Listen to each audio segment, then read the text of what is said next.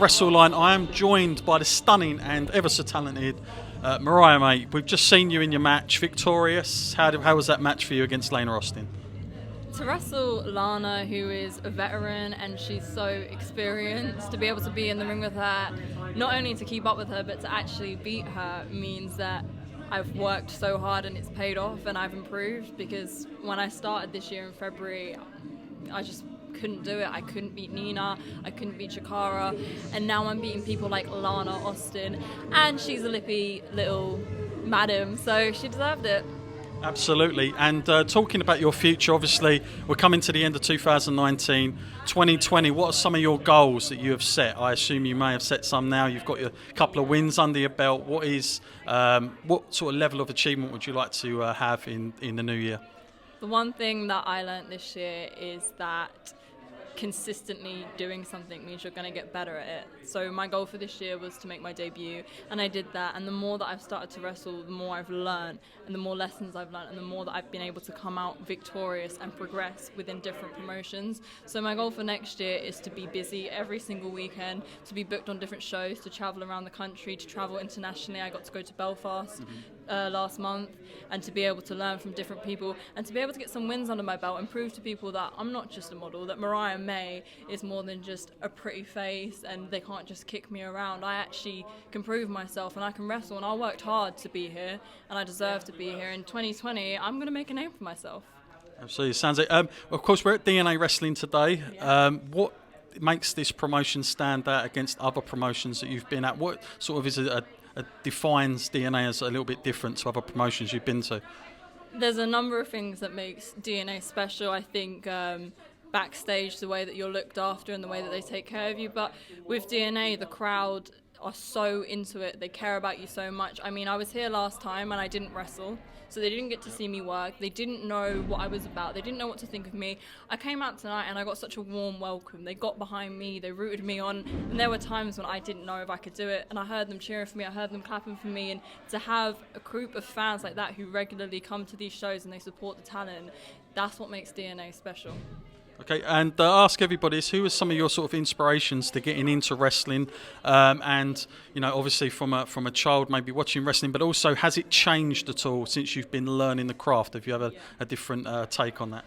Yeah, I mean, when I was younger, obviously I watched a lot of WWE, and I still do watch quite a lot of WWE. I pretty much only watch wrestling, but growing up, I think obviously Trish Stratus was someone who was a really big inspiration to me. I just think it wasn't just the wrestling, it wasn't the look, it was an attitude, it was an energy that she had when she stepped out. She meant business, you know, people wanted to underestimate her, which I get, and then she just steps out there, she proves them wrong, and she was beating up guys as well as girls. I loved Mickie James.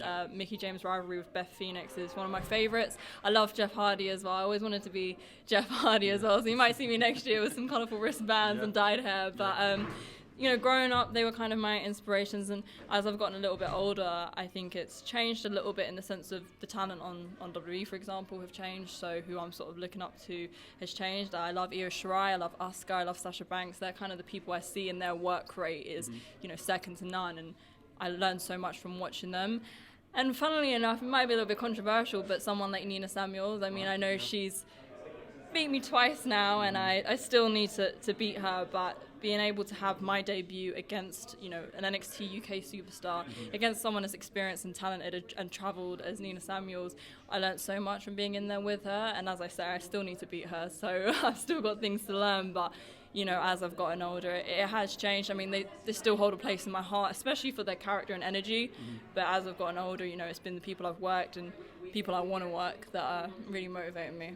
Cool. And where can people check out if they want to find you on social media? So it's at Mariah May X on Twitter, on Instagram, on YouTube, Facebook, yeah, all of them. And as I say, I have a YouTube channel and I put as much content of wrestling up there. I've got my training videos. Yeah, like I did Hustle Wrestling pretty much, I mean, halfway into my journey, we started filming them because we thought this is interesting content. Like, I got so many questions, especially from younger girls, but from people from all walks of life, just asking, like, how do you become a wrestler? Like, what is that like? Because, you know, people are like, and I get it, because before I went in, I was like, I have no idea, you know, on what I'm going to do on my day one. So we started filming that journey, and I talk a lot about it. And I've got match highlights. I've got me talking about my journey and just updating people, because this year has been crazy for me. Like, I had a WWE tryout, the first all-female tryout. I got to wrestle on Progress. I've been able to make my debut. I've been able to wrestle at different promotions. So I talk a lot about that, what it means to me, how I've gotten to these points, what my goals are. So definitely check out the YouTube channel if you're going to check out any of them, just because I think you get such an insight into my life, but also like training to wrestle. And if that's something that people want to do and you're a bit apprehensive, you don't know what to expect, then actually you get a really good look in from seeing the training videos. Sure. Thank you very much for this interview, and good luck for the future. I'm sure you're going to have a good one coming. So yeah, thank you very much. Cheers.